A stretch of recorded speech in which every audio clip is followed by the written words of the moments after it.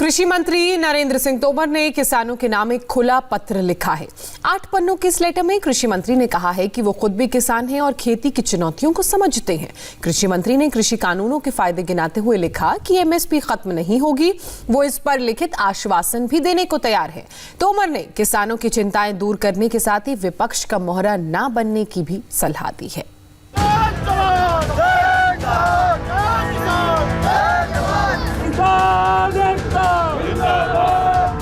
अन्नदाता सड़कों पर है और सरकार इस कोशिश में है कि प्रचंड ठंड में किसानों का गुस्सा शांत हो, किसान बहकावे में न आकर कृषि कानूनों की हकीकत को समझें।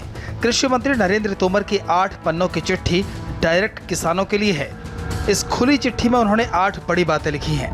पहली बड़ी बात, सरकार एमएसपी पर किसानों को लिखित भरोसा देने के लिए तैयार है। एमएसपी जारी है और जारी रहेगी। दूसरी बात, किसानों को तय समय पर भुगतान किया जाएगा, इसकी गारंटी सरकार लेगी। तीसरी बड़ी बात, मंडियों के बारे में किसानों को चिंता करने की जरूरत नहीं है। मंडियां चालू हैं और चालू रहेंगी। चौथी बात, 3 नए कृषि कानूनों का मकसद खुले बाजार में फसल बेचने का विकल्प देकर किसानों की आय बढ़ाना है।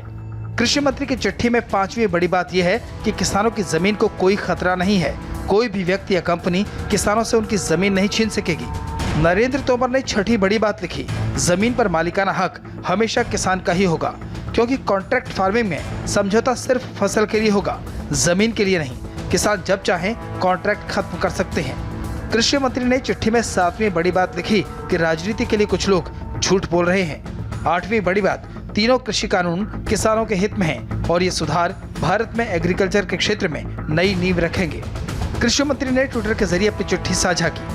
तोमर के इस ट्विटर को प्रधानमंत्री ने रीट्वीट किया और लिखा, कृषि मंत्री नरेंद्र सिंह तोमर ने किसान भाई बहनों को पत्र लिखकर अपनी भावनाएं प्रकट की हैं। एक विनम्र संवाद करने का प्रयास किया है। सभी अन्नदाताओं से मेरा आग्रह है कि वो इसे जरूर पढ़ें। देशवासियों से भी आग्रह है कि वो इसे ज्यादा से ज्यादा लोगों तक पहुंचाएं। अमित शाह ने भी कृषि मंत्री के लेटर वाले ट्वीट को रीट्वीट किया और लिखा, मैं किसान भाइयों को विश्वास दिलाता हूं कि देश में अगर कोई आपके हितों के बारे में सोचता है और आपकी आय को दोगुना करने के लक्ष्य को पूरा कर सकता है तो वो सिर्फ और सिर्फ नरेंद्र मोदी जी हैं। 60 साल तक आपके अधिकारों को लूटने वाले लोग आपको सिर्फ गुमराह कर रहे हैं। प्रधानमंत्री से लेकर अलग अलग मंत्री तक किसानों को समझाने में जुटे हैं, लेकिन किसानों का आंदोलन बदस्तूर जारी है। इस मामले में सुप्रीम कोर्ट से भी अहम टिप्पणी आई है। कृषि कानूनों के संवैधानिक वैधता को चुनौती देने वाली याचिकाओं पर सुप्रीम कोर्ट में सुनवाई हुई। सुप्रीम कोर्ट ने साफ साफ कहा कि वो फिलहाल कानूनों की वैधता तय नहीं करेंगे। प्रदर्शन करना किसानों का हक है, लेकिन इस तरह शहर को ब्लॉक नहीं किया जा सकता, इस तरह रास्ते नहीं रोके जा सकते। Chief justice S A Bobde ने कहा कि कोई भी विरोध तब तक संवैधानिक है जब तक वह किसी की संपत्ति को नष्ट नहीं करता और किसी के जीवन को खतरे में नहीं डालता।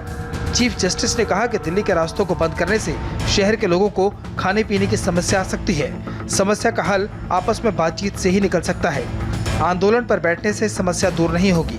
केंद्र और किसानों को आपस में बात करनी होगी। सुप्रीम कोर्ट ने कहा, हम कृषि कानूनों पर बने गतिरोध का समाधान करने के लिए कृषि विशेषज्ञों और किसान संघों के निष्पक्ष और स्वतंत्र समिति के गठन पर विचार कर रहे हैं, जिसके सामने दोनों पक्ष अपनी बात रख सकते हैं। न्यायालय ने कहा कि समिति समस्या का समाधान खोजेगी। The court said we are not going to decide the virus or challenge of this farm laws, all these farm laws. Supreme court ने कहा है कि वो कृषि कानूनों की वैधता पर फैसला नहीं करेंगे, लेकिन आंदोलन के बारे में कोर्ट ने कई बातें कही। चीफ जस्टिस ने कहा कि किसानों को विरोध करने का हक है, लेकिन नागरिकों का भी हक है कि वो कहीं भी आ जा सकते हैं। कोर्ट दोनों में संतुलन बनाना चाहती है। Right of protest, we are going to recognize the right of protest of these farmers. Supreme court की टिप्पणी के बाद किसान नेताओं ने भी अपनी रणनीति बनाई है। किसान नेता इस बात पर खुश हुए कि सुप्रीम कोर्ट ने उनके अहिंसक आंदोलन की तारीफ की, लेकिन किसानों ने यह भी तय किया कि जब तक तीनों कानूनों को वापस नहीं लिया जाता उनका आंदोलन जारी रहेगा। किसान नेता कॉलिन गोंजाल्विस, दुष्यंत दवे और प्रशांत भूषण जैसे सीनियर लॉयर्स से भी मामले की चर्चा करने वाले हैं। ऑलरेडी रणनीति ये है कि सुप्रीम कोर्ट ने भी ये कहा, भाई 8 दिन से शांति से बैठे कुछ करो, तो उन्होंने तो अभी सारे 2 जगह जाओ, उन्होंने कुछ करने के लिए कहा कि भाई कुछ न कुछ करो। तो हमारा ये है कि भाई उन्होंने ये भी कह सके कि भाई दिल्ली की तरफ को चलो, या ये कह सके कि भाई बात करो। उसका क्या अर्थ निकाल ले? नुका 8 दिन हो गए शांति से बैठे।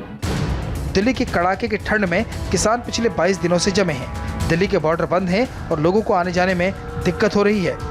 इस बात की खबर सुप्रीम कोर्ट को भी है, इसलिए सुप्रीम कोर्ट जल्द से जल्द समाधान चाहता है, लेकिन ये समाधान बातचीत के जरिए ही निकाला जा सकता है। कृषि कानून के खिलाफ जारी आंदोलन